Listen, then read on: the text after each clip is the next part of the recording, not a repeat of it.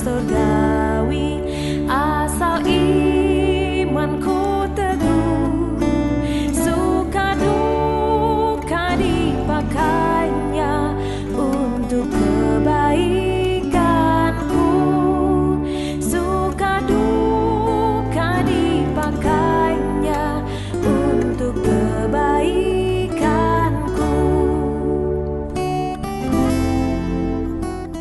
Shalom Bapak Ibu, Saudaraku yang dikasih dalam Tuhan Yesus Kristus. Kita sungguh mengucap syukur kepada Tuhan, karena kekuatan-Nya lah kita dapat melewati kehidupan kita hari lepas hari sampai pada saat ini. Saat ini kita mengajak untuk membaca firman Tuhan dan merenungkan bagian firman Tuhan yang saya ambil dari kitab Yunus pasalnya yang keempat, ayat 1 sampai ayat yang ke-11. Namun kita hanya memfokuskan pembacaan Alkitab kita pada ayat yang keempat sampai ayatnya yang ke-8. Firman Tuhan berbunyi demikian. Lalu atas penentuan Tuhan Allah, tumbuhlah sebatang pohon jarak melampaui kepala Yunus untuk menaunginya, agar ia terhibur daripada kekesalan hatinya. Yunus sangat bersukacita karena pohon jarak itu. Tetapi keesokan harinya, ketika fajar menyingsing, atas penentuan Allah, datanglah seekor ulat yang menggerek pohon jarak itu sehingga layu. Segera sesudah matahari terbit, maka atas penentuan Allah bertiuplah angin timur yang panas terik, sehingga sinar matahari menyakiti kepala Yunus.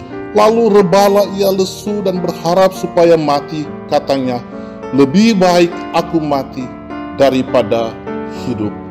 Saudaraku yang dikasih dalam Tuhan, setiap kita pernah merasakan apa yang namanya kecewa, apa yang namanya kesal dan marah. Dan ada berbagai macam alasan yang menyebabkan mengapa kita kesal, mengapa kita marah.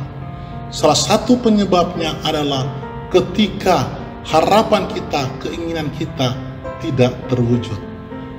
Saudaraku yang dikasih dalam Tuhan, dalam Yunus pasal 4 ayat 1 sampai 4, di sana kita melihat Yunus dalam keadaan kesal dan marah. Dia kesal dan marah, bukan kesal dan marah kepada pemerintah, bukan kesal dan marah kepada para pemimpin-pemimpin, bukan kesal dan marah kepada orang lain. Tapi Yunus kesal dan marah kepada Tuhan Allah hanya karena Allah menggagalkan akan penghukuman kepada orang-orang Niniwe, bangsa yang jahat itu. Yunus kesal dan marah kepada Allah hanya karena Allah memberikan kesempatan kepada orang-orang Niniwe untuk mendapatkan belas kasih Allah, untuk mendapatkan kemurahan Allah, untuk mendapatkan kasih setia Allah.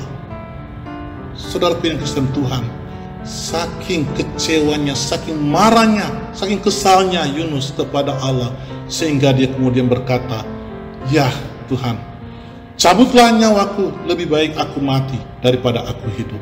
Saudaraku yang dikasih dalam Tuhan, bukankah dalam kehidupan kita juga seringkali berperilaku seperti Yunus? Ketika doa kita, ketika harapan kita, ketika permohonan kita belum dijawab oleh Tuhan, maka kemudian kita merasakan kecewa dan marah kepada Tuhan.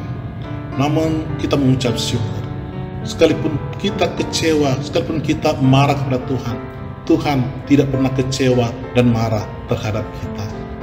Saudaraku yang dikasih dalam Tuhan, di dalam ayat selanjutnya kita melihat bahwa di dalam Yunus saat itu sedang kecewa dan marah dalam kekesalan yang begitu luar biasa kepada Allah. Dalam ayat 6 berkata demikian, lalu atas penentuan Tuhan Allah, tumbuhlah sebatang pohon jarak melampaui kepala Yunus untuk menaunginya, agar dia terhibur daripada kesalahan hatinya. Yunus sangat bersukacita karena pohon jarak itu.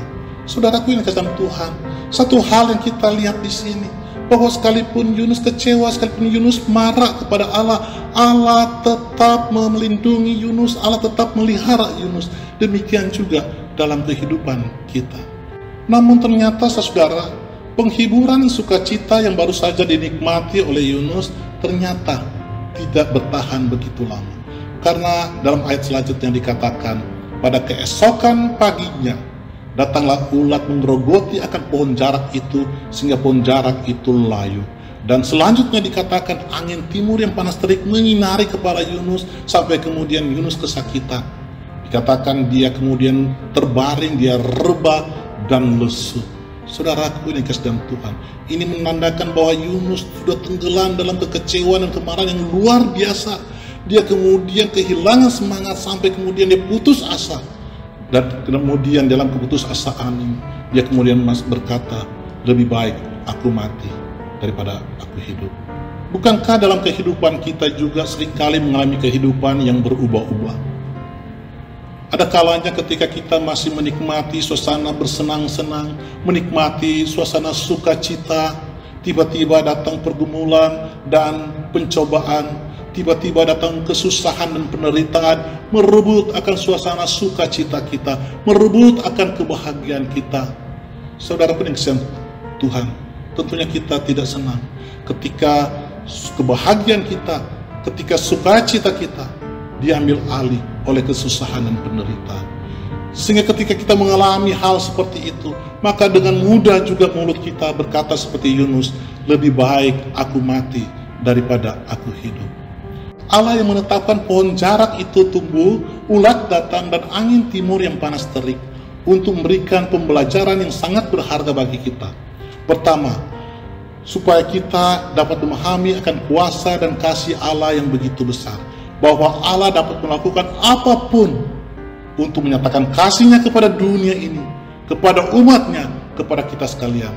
Dan yang kedua, Allah ingin menunjukkan kepada kita bahwa Allah tidak hanya memberikan hal-hal yang menyenangkan kita, tapi juga kadangkala Allah mengizinkan dan memberikan hal-hal yang tidak menyenangkan terjadi dalam kehidupan kita.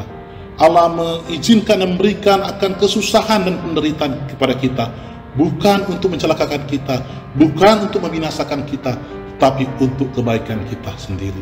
Sebagaimana pujian yang pada awal tadi katakan, suka duka dipakainya untuk kebaikan.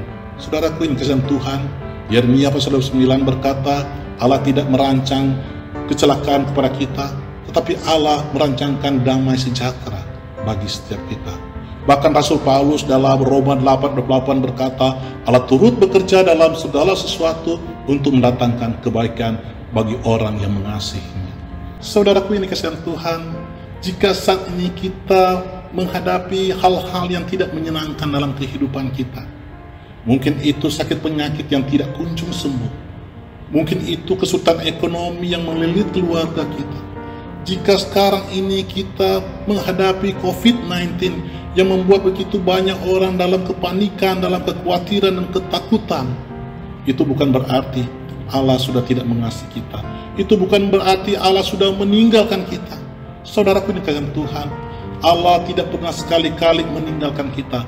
Allah El Shaddai itu Allah yang pengasih dan penyayang, Allah yang panjang sabar dan berlimpah kasih setia itu. Dia adalah Allah yang senantiasa terus-menerus menyertai kita, melindungi dan memelihara kita. Saudaraku yang kasih Tuhan, di saat seperti ini, mari kita belajar untuk percaya dan mempercayakan diri kita kepada Allah. Tanggalkanlah segala kekecewaanmu, segala kemarahanmu, tanggalkanlah segala sungut-sungutmu kepada Allah, gantikanlah dengan mengucap syukur. Sebagaimana Rasul Paulus katakan, mengucap syukurlah dalam segala keadaan. Dalam keadaan senang kita mengucap syukur, dalam keadaan susah pun kita mengucap syukur. Sungut-sungut hanya membawa kita tenggelam lebih dalam kekecewaan. Sungut-sungut hanya membawa kita tenggelam lebih dalam keputusasaan dan membuat kita tidak berdaya. Tapi dengan mengucap syukur akan membawa suatu semangat baru bagi kita, memberikan kekuatan baru kepada kita untuk tetap berdiri dengan iman yang kokoh, dengan iman yang teguh kepada Tuhan, menghadapi kehidupan, menghadapi dunia yang berubah-ubah ini.